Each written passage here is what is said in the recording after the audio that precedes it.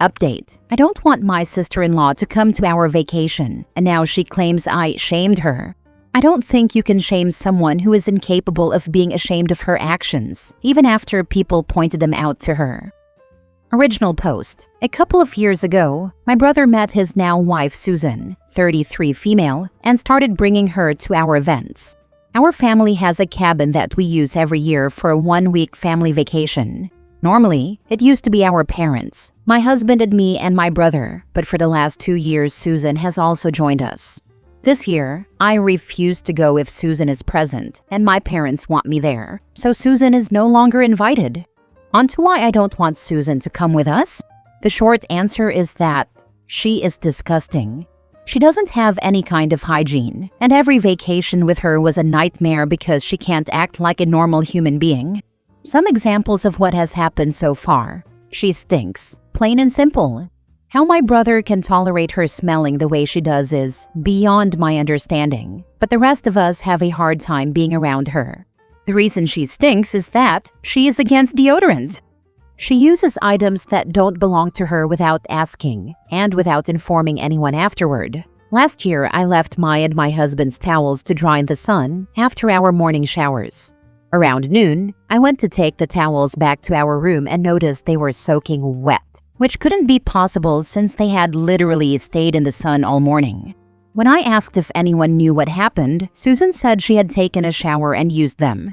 It's a miracle she showered, but I don't share towels with anyone except my husband, so the towel went straight to the bin. She acted offended that I threw it out and said there was no need to act like she had a plague. I told her there's also no need to use things that don't belong to her. I don't care what she does or doesn't have. It's not okay to use other people's things without permission. She doesn't clean the toilet after using it. So we've all found period blood and poop left in the bowl when we needed to use the bathroom. She also doesn't wrap her tampons before throwing them in the bin. Her reason every time is, I forgot. I've seen her multiple times drinking juice or milk straight from the bottle. She forgets that we don't want to share saliva with her, and that this habit is disgusting. She uses her hands to mix ingredients without washing them first.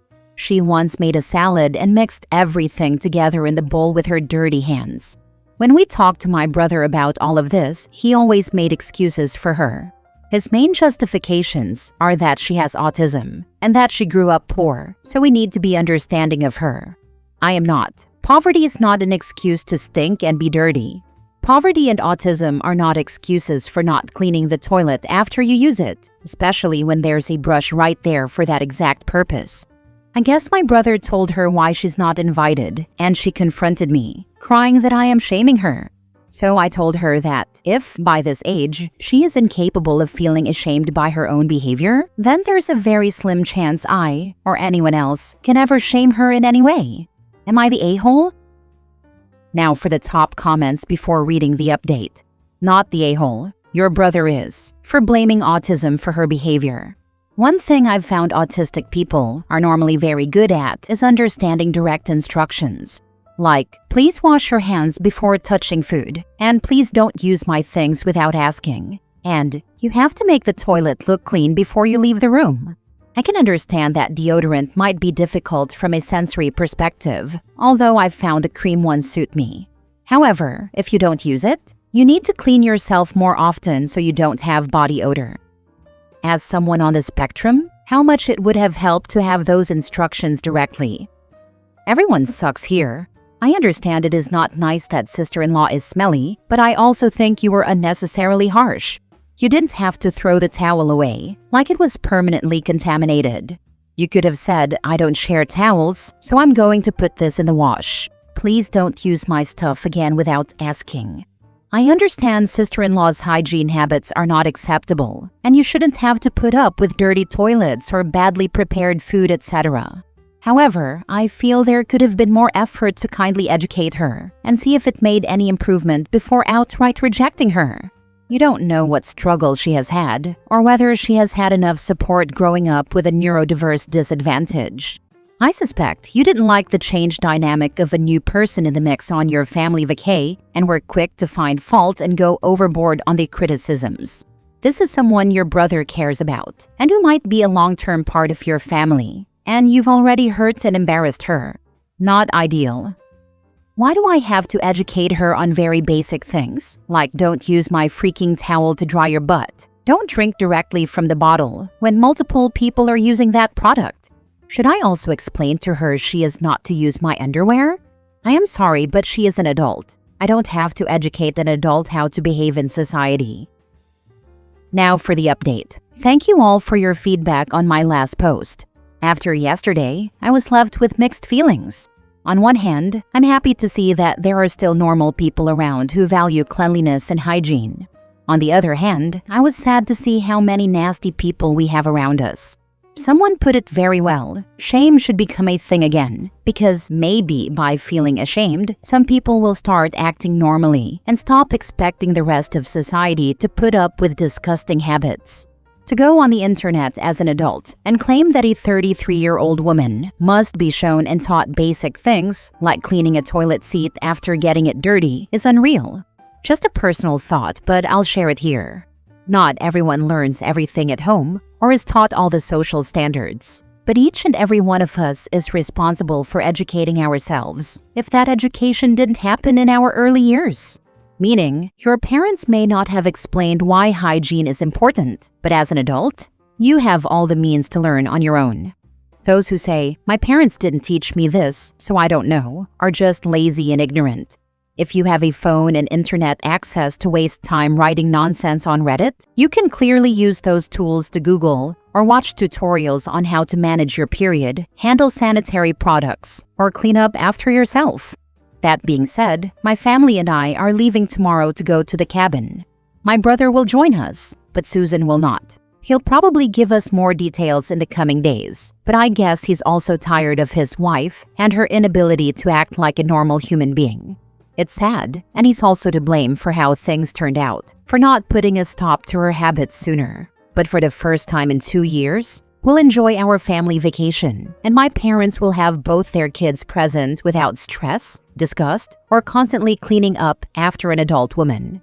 For those who seemed unable to understand why my husband is still invited and my brother's wife is not, the answer is because my husband is not a pig, and because my husband did not leave period blood on the toilet seat, forcing my father to storm out and pee in the yard because he was too disgusted to use his own bathroom in his own cabin. I hope this clears up that absurd question, but if you need more graphic descriptions, I can provide them. And to those who are crying in a corner about how unfair it is that Susan is excluded, tough luck. Life is hard. Society will exclude you if you can't follow basic decent cues, because people don't owe you anything. And no, this doesn't come from a place of hate, as immature people would claim. It comes from a place of valuing boundaries and comfort. One last thing, I promise I'm not throwing any towels away this trip, since that seemed to be such a triggering topic for many of you. Keep calm. The towels are safe with me, I swear. People underestimate how exhausting it is to clean up after someone who refuses to act like an adult. You're not being harsh. You're being real about what you can and can't tolerate. I know people act like it is our job to act like her maids or clean after her, which is insane. And I really wonder, where is this all coming from? Maybe these people are just like her and expect others to clean after them. Who knows? If you're old enough to debate on Reddit, you're old enough to Google how to clean up after yourself. It's wild that this even needs to be said, but here we are. Yeah, exactly my point. But it's easier to expect others to do the job for you instead of taking ownership of your own life. It also begs the question, what is she teaching her children in terms of personal hygiene? She may not have been taught, but she has a responsibility to ensure she doesn't pass her own failings onto her children. Praise the Lord they don't have any kids. It would be horrible if they did. Next story. Am I the a-hole for telling my sister-in-law that I'm not going to give her son a gift just because it's his turn? My sister-in-law, my partner's brother's wife, has a 10-year-old son, and lately, she has started a habit of telling the whole family that it's her turn to get a gift every time someone else has a birthday or something special. Last week was my daughter's birthday, and we bought her a toy she had wanted for months. When my sister-in-law came to the house with her son, the boy asked, "And what do I get?" And his mom very calmly said, yes, you should give him something too, so he doesn't feel left out. I laughed, thinking it was a joke. But no, she was serious. She told me that it's only fair, that if a child sees another child get something, he should get a small gift too. I told her that I disagreed and that I'm not going to raise my daughter thinking that the world owes her something every time someone else celebrates something. She got really upset and told me I was being cruel to a child. But honestly, I think that just reinforces a selfish attitude. My partner is supportive, but her brother is now upset too and says we could have at least given him something symbolic, like candy. So, am I the a-hole for refusing to give gifts to my sister-in-law's son every time someone else celebrates something? Now for the top comments. Not the a-hole. Is the boy named Dudley Dursley by any chance? Only 37 presents. That's less than last year. Not the a-hole. They're raising an entitled spoiled brat who is going to go through life thinking that he is owed something every time anyone else has something good happen to them. Every wedding, every birthday, every holiday is going to be all about him. And if it's not, he's going to throw a tantrum because mommy told him he's super special and everyone else has to worship the ground he walks on. No, we're not going to give him something symbolic or anything else. If you want to teach your son that the world revolves around him and make him an entitled spoiled brat who thinks he's owed something and tries to make every event about himself, that's your problem. But we're not going to play into it or encourage it, and it's certainly not going to be happening in our house.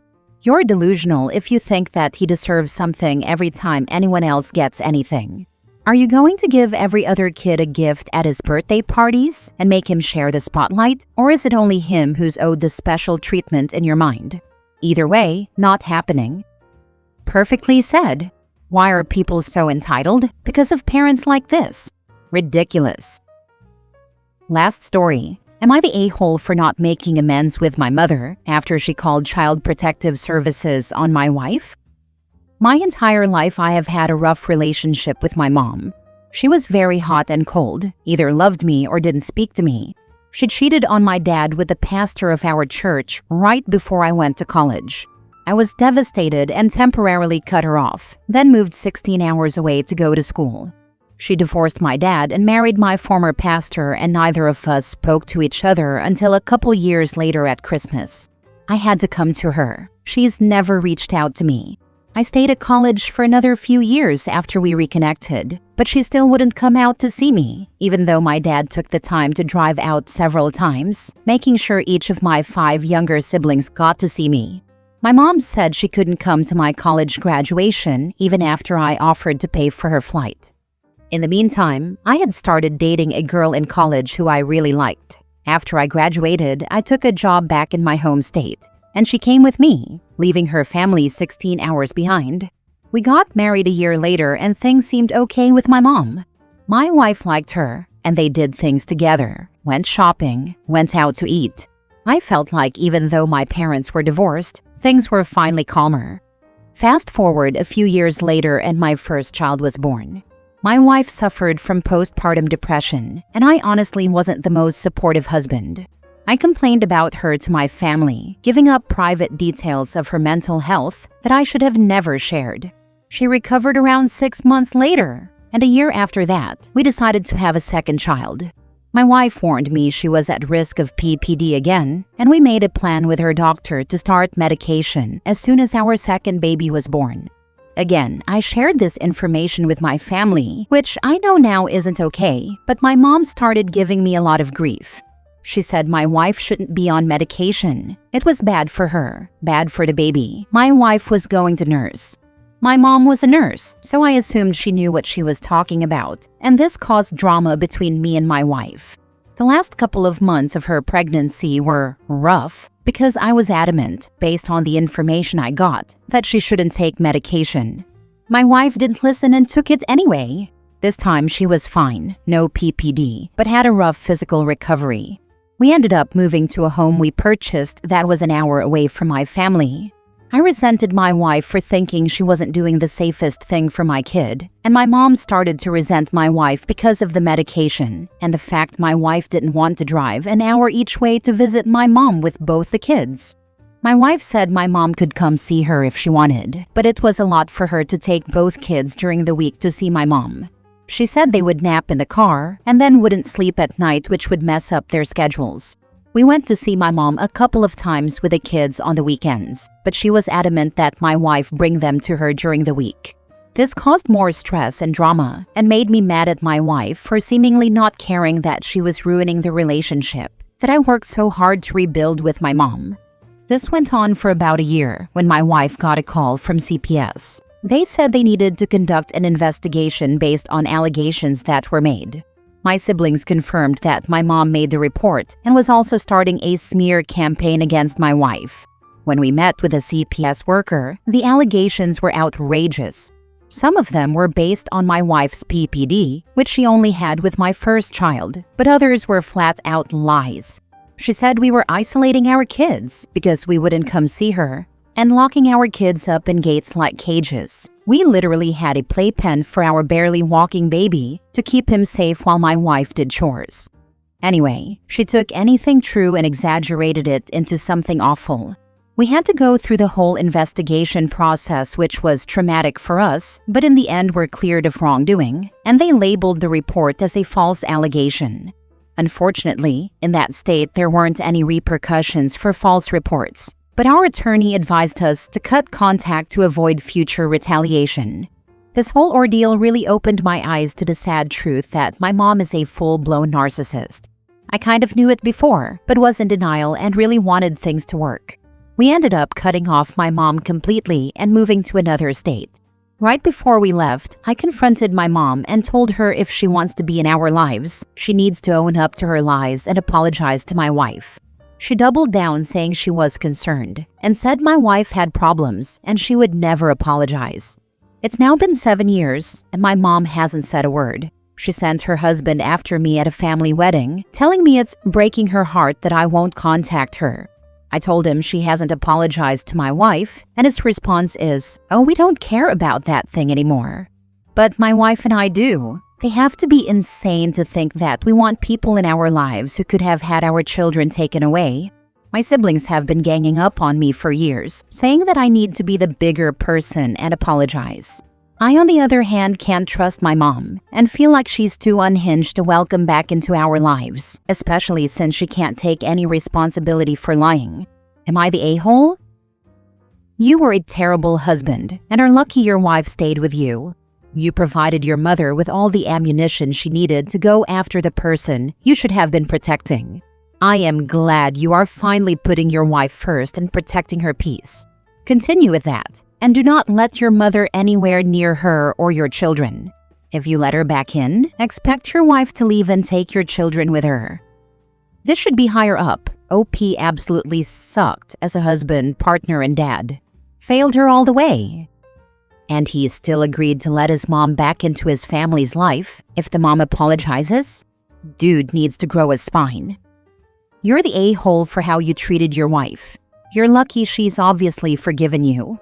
I would have packed up my kids and myself and left your unsupportive butt so fast, and I would have gone straight to a divorce lawyer.